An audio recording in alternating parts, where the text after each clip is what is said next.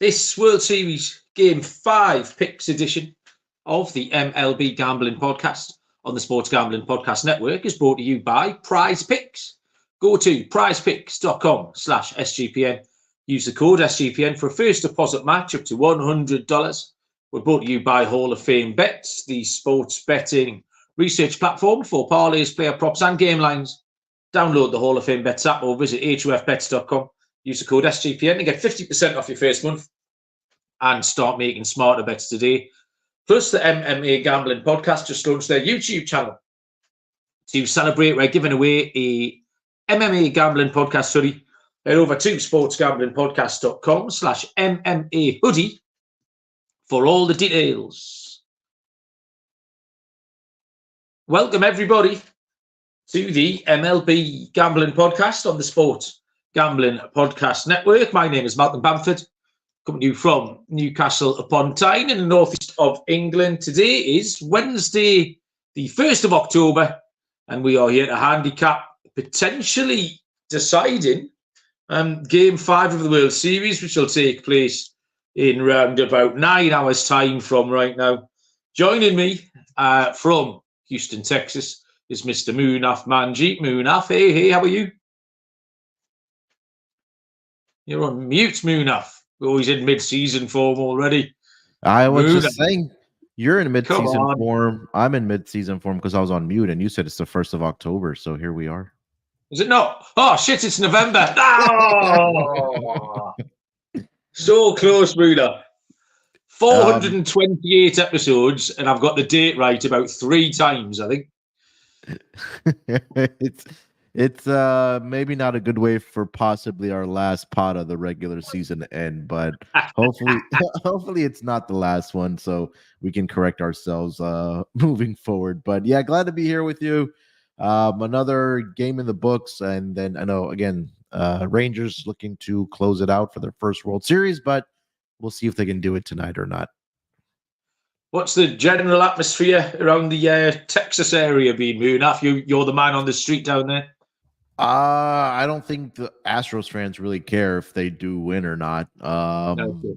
I think that might be a good question for Cameron Kerr, our Rangers fan. But I think they do get it done. I mean, sooner rather than later. I'm obviously they're going to be excited because that part of the state hasn't really won very many titles since the Dallas Cowboys, like back in the early 90s or mid 90s. So they're excited, I'm sure, but I mean, they've just been the better team. I know we'll talk about it here in a second, but yeah, I'm sure they're all excited over there.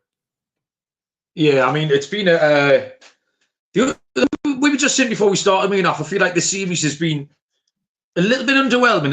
At the top of the series, I was quite excited that it was kind of a couple of the lesser lights. We weren't seeing the Braves, Dodgers, the Astros. It's had a bit of a different feel to it. And then there was other people who were complaining that it wasn't the caliber of series that we should be seeing.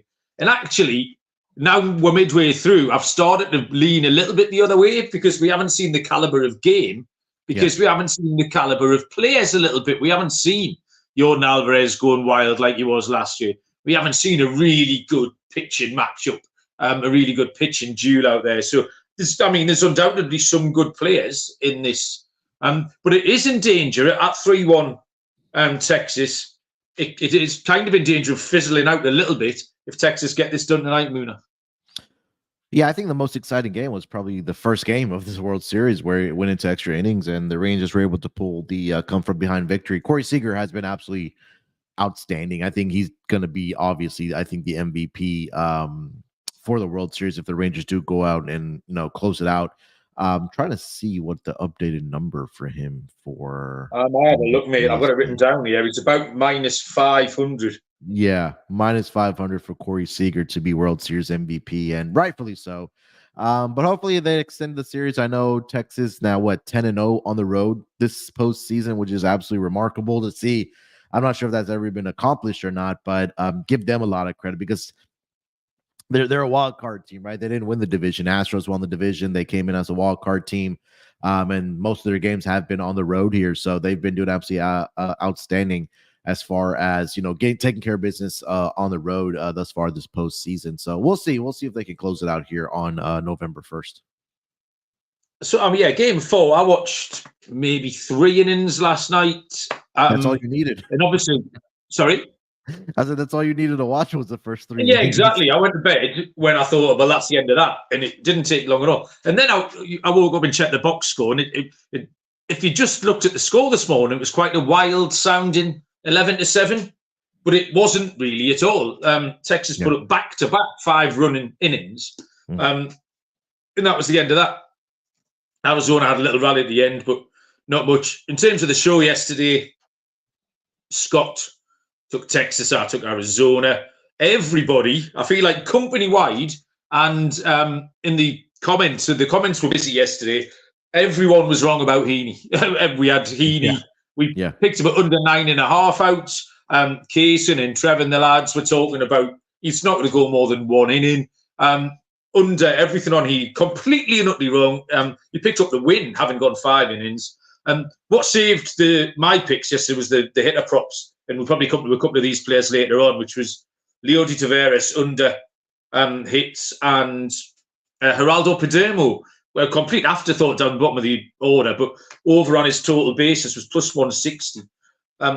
Texas going a ridiculous 10-0 on the road. And Scott did mention Corey Seager yesterday because we talked about Texas were minus 300 for the series, but Seager was round about minus 170 for MVP. Ooh, yeah. And he obviously kind of related contingencies. I think he said that you and him had talked about that for maybe a championship series last week with one of the players. I think it was Ketel Marte, maybe someone like that. Yeah. And you look this morning, and all of a sudden, Seager's gone minus 500. Texas are on the brink, and that was a nice angle from Scott. So we'll get into this game, see if we feel like Arizona can make their way back into the series. Kaysen is in the chat. First in, Kaysen, how you doing? First up, I love it when I haven't proofread these new adverts. Munaf. Prize Picks is right then. Prize Picks. I know loads of the boys and girls on the network have been right into Prize Picks, winning up to 25 times the money. And the basketball has just been added now to the football season. So you can pick combo projections. I love the sound of this, Munaf. You can combine football and basketball from the little specials league. So things like you could combine LeBron and Travis Kelce at a plus 10.5 combo of 3-pointers and receptions. So if you play alongside some of Prize Picks' favourite players, like rapper Meek Mill, comedian Andrew Schultz, you can now find community plays under the promos tab of the app and view entries from some of the biggest names in the Prize Picks community each week. Prize Picks offers you a reboot policy, so entries stay in play even if one of your players gets injured. So for football and basketball games, if you've got a player who exits the game in the first half and does not return in the second, that player is rebooted. Prize Picks is the only daily fantasy sports platform with an injury insurance policy. There's weekly promotions, lead to big payouts, Taco Tuesdays. Prize Picks discount selected player projections up to 25% to give you more value. Loads of stuff going on at Prize Picks. Love it. What to do here is go to prizepicks.com/SGPN. Use that code SGPN for a first deposit match up to $100. That's prizepicks.com/SGPN. The code is SGPN. Prize Picks is daily fantasy sports made easy. And the MMA Gambling Podcast are giving away a hoodie to honour their new YouTube channel. So head to sportsgamblingpodcast.com/MMA hoodie to submit your entry. Make sure to subscribe to that MMA Gambling Podcast YouTube channel. Let's have a look then. Right, so this is 3 minutes past midnight for me. 3 minutes past 8 Eastern time. Game 5 tonight. As Jason joins us in the chat. Good afternoon, Jason. How are you doing? Texas, it's a match again for the second day running. The books can't split them. Minus 111 each of two, with a total of 8.5. Nathan Uvalde takes the ball for Texas. Zach Gallen goes for Arizona. Munaf, initial thought. I mean, it's a good-looking pitching matchup on paper, but both of them have you can pick holes in both of their profiles. Yeah, I think we'll start with this. The Diamondbacks pitcher here, Zach Allen, who just has not been very good this postseason for the Arizona Diamondbacks pitching staff. Last start was against the Rangers. I believe that was in game 1, if I'm not mistaken. 5 innings. He allowed 3 earned runs, and he's allowed at least 3 earned runs in 3 straight postseason starts. This dates back to the 2 games he pitched against the Philadelphia Phillies in the National League Championship Series. And the Diamondbacks have lost all 3 of the last 3 starts that Zach Gallen has made in the postseason. Like I mentioned, he's allowed at least 3 earned runs in all 3 of those games. He's allowed at least 4 hits in all 3 of those games. And he's also given up the walks dating back to when he pitched against the Milwaukee Brewers in the wild card round. He's allowed at least 2 walks in every single one of his starts in the postseason, the 5 starts he has made. And you take a look at Nathan Eovaldi, he was having a really good postseason up until the World Series. And I think we were all expecting that blow up to come from Nathan Eovaldi sooner rather than later. And I think that happened for him, obviously, in the World Series here. So I'm trying to pull up his numbers. The website I usually use is not working. Let me go over to another one. But I mean, like you mentioned, Mal, that on paper, this would be like a old-fashioned like pitching duel between these 2 pitchers. But again, we've seen runs being scored at volumes in this series, especially by the Texas Rangers. And I think we mentioned it not only when you guys did the World Series preview, but at least when we've been talking about game by game here in the World Series, that this Texas offense, it was one of the best during the regular season. I know there was a time like around August where they, kind of plateaued and were kind of regressing. But I mean, when it came to the playoffs, they picked it right back up. And Nathan Eovaldi's last start was in game 1 against the Arizona Diamondbacks, 4 2/3, allowed 5 earned runs. He did have 8 strikeouts in that game. So I can't get away from Texas, Mal. I think that, again, they're undefeated on the road. You have Nathan Eovaldi, who I think has been their best pitcher in this postseason. Maybe you can make that case for Jordan Montgomery, but I think Nathan Eovaldi can go along well here. I don't trust Zach Gallen right now. So I'm on Nathan Eovaldi and the Texas Rangers here. You can find this anywhere, like you mentioned, from -105 all the way up to -115. So Rangers for me to close it out here tonight. Yeah, I mean, Eovaldi pitched in game 1 of this series. Wasn't great. Went 4 2/3, 6 hits, 5 earned. Did strike out 8. He's generally been okay. He's got very similar lines in all 3 of his road starts here. And that leads me to my first pick. He's gone 6 innings minimum in all of those. His line here was 15.5 outs. So I think Eovaldi can go over. Related to that, if you don't want the out, is the strikeouts for Eovaldi. So in the playoffs, he's gone 8-4, 9-7-8. Yep. So the line is at 4.5. So he's comfortably cleared that 4 out of 5 of his starts. Obviously, he needs to stay in. So you get the outs, you get the strikeouts. The kind of 2 things follow each other. So take one or take both.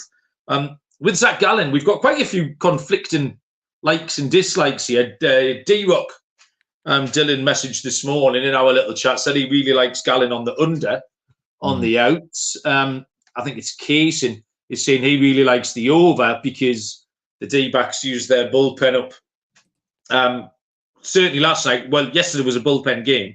And then the night before, after Fark came out as well. So Gallen's a tricky one. I'm just not convinced. He's given up everything. It's hard to pinpoint something with him. It's hits, it's walks, it's homers. He's especially vulnerable early. Always tends to give up some early doors. They've lost his last 3 starts. But the books are onto it, I think, Munaf. He's under on the outs is 15.5, but that's juiced to -130. Over 2.5 runs on Gallen is also juiced to -130. And they've actually upped his walk pop to 2.5 rather than a 1.5. So that's talked me off that. So I was struggling a bit with the Gallen stuff. The books, I think they think the same as everybody else. And it's hard to pick a side. They've either juiced it or upped the line by 1. So I was happier with those Eovaldi props, I think, a little bit. As far as the side goes, I have to take Texas, I think. I don't know if I'm trying the reverse jinx maybe to keep my D-backs ticket alive for another 24 hours. Because every time I've taken Arizona this time round, it hasn't quite worked out.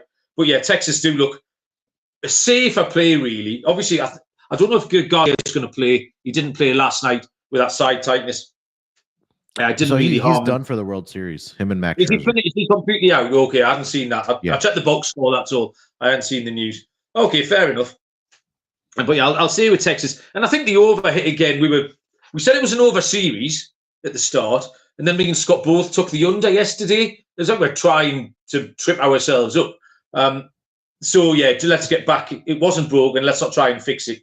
Over 8.5, particularly with two pitchers who have been, like we say, vulnerable on the mound. Carson's trying to ladder the Evaldi strikeouts up. Matty DM's struggling without the days fall. He wants a 105 Cincinnati at the Padres with a 4,000 crowd. Get the Cricket World Cup on, Matty. It's a bat. There's a bat and a ball, and you can have a bet on it. Just squint at the TV. It'll look like baseball. You'll be absolutely fine. It's been good fun, the Cricket World Cup. Have you watched any of the cricket, Munaf? Has your brother been into you about it? He's the hardcore degen, like eat, sleep, bleed cricket, and he's been keeping me updated. So, I mean, like you mentioned, it's a miss of the World Cup, but I haven't gotten the chance to watch a lick of it. And it was like at 3:30 in the morning my time. Yeah, maybe. The game's right now. I'm watching South Africa, New Zealand right in front of me now. England have been absolutely terrible. Stunk the place out. England are already out. I'm not 100% sure how Pakistan have been doing. Aren't they the defending World Cup champions? This has been in one format of them. Yeah. This has been an awful performance from England, though. The 28 Olympics, we're getting some cricket, Munaf, I think, in Los Angeles as well as that. I believe so, yeah. They added flag football and all different kind of sports. I don't know what's going on with all that, but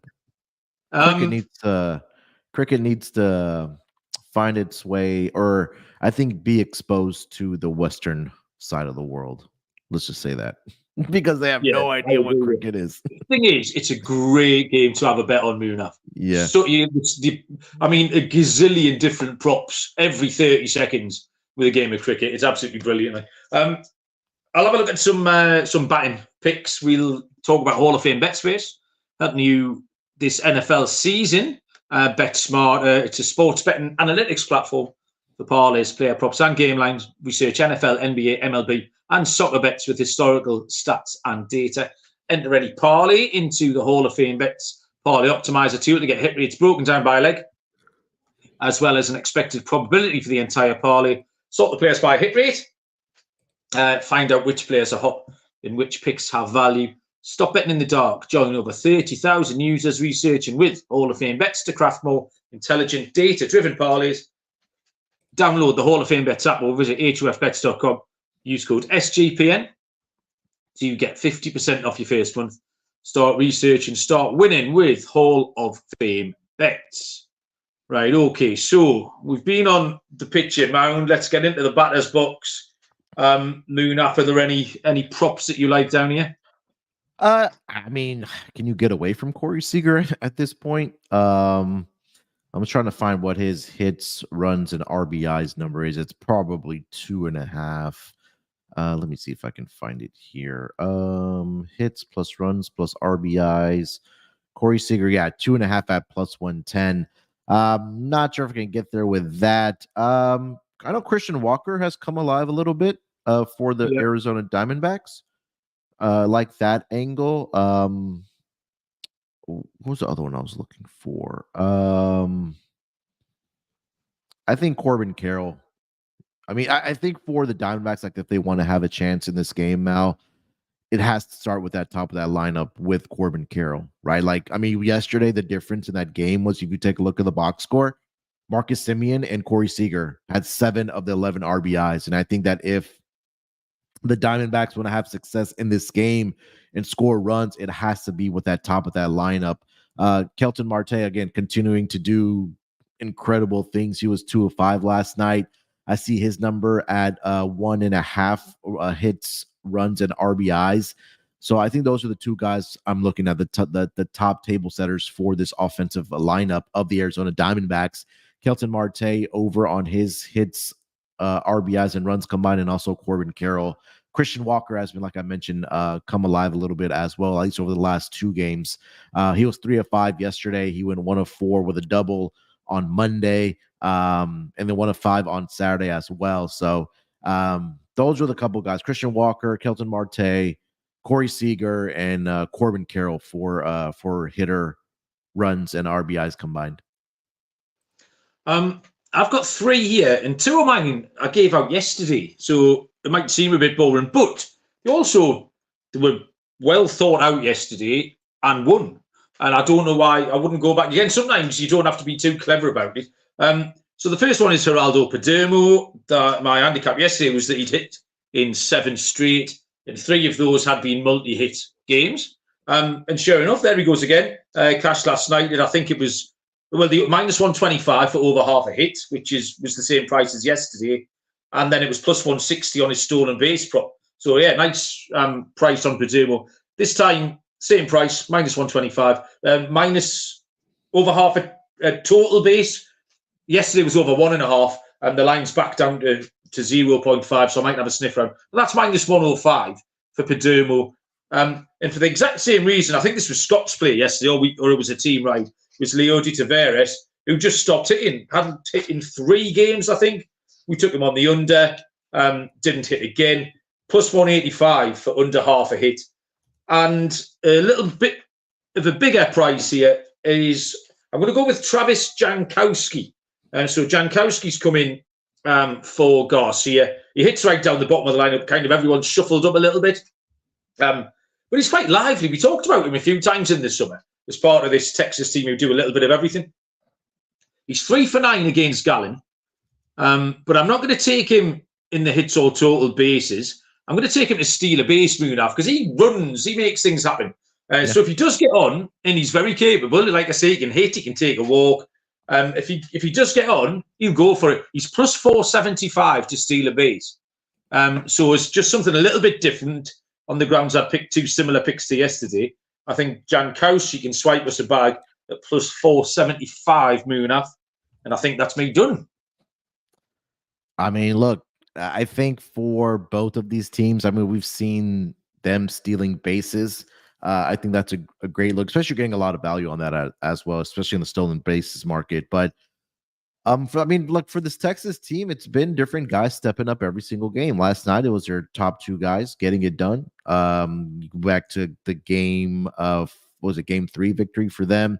I know it was Corey Seager, but you're getting contributions from the bottom with Evan Carter was able to get on base. Nathan Lau was able to get on base as well, score runs as well. So it's been a collective effort for this Rangers team. And the guys that you mentioned is probably their opportunity now to hopefully, if you're a Rangers fan, that they close out this series. For baseball fans, maybe the Diamondbacks are able to extend this series, but we shall see. Again, 10-0 so far this season in the postseason for the Texas Rangers, Mal. So we'll see. Absolutely nuts record, that 10-0. Just one of those sporting things that you just can't sort of account for at all. Smashing okay, Munaf. Thank you very much. That was short and sweet. Like I say, I'd like to see you game 6. Let's see if Arizona can keep me alive just for one more day. I don't want the season to end, Munaf. We wouldn't have to have our little chats anymore. You'll have to find someone else to bully in the Slack channel if I'm not around. You have to find one of your baseball buddies or something. So. The really, really busy time on the network. If you're interested in the ponies at all, the Breeders' Cup is this weekend, so I will be on the notorious OTB with Chase, talking about the Euro horses that are shipping out for that, and then on the Mothership with Sean and Ryan later on this evening as well, talking some Breeders' Cup, some real DGen stuff. And the Premier League later on. We've got the Germany NFL game. Me and Baz will be doing that on Sunday. Munaf, you're full of NBA stuff. Do you want to direct us anywhere? Yeah, I know the NBA guys are recording right now for the games, and then myself and Chris will do the player props for the Wednesday games here tonight. We'll do a couple off-season pods if the MLB's season wraps up tonight. We'll look back at our preseason picks with all the awards and all that good stuff, and then just kind of kick back our feet and just talk about baseball. And then lo and behold, it's a very short off season for baseball. And then we'll be prepping again for MLB season, but we still have some business left in the World Series between these two teams. And then we'll see if the Rangers can close it out tonight. If not, hopefully we do get a Game 6. Yeah, I've decided I'm a futures expert, Munaf. That's how I'm pinning myself. That's going in my bio. So I want to do plenty off-season shows because I've decided that I am the futures, the MLB futures man, having had one half-decent shot in the dark, lad. So there you go. Thanks, everyone, for joining. It was nice to see some people enjoying a little bit of daytime chat in the comments, Jason and Matty, and Trev, Kaysen, and everybody else. Thank you, Munaf. That was fun. Good luck with your bets. Enjoy the game. We might be back tomorrow. But until then, we'll see you down the road. Cheers.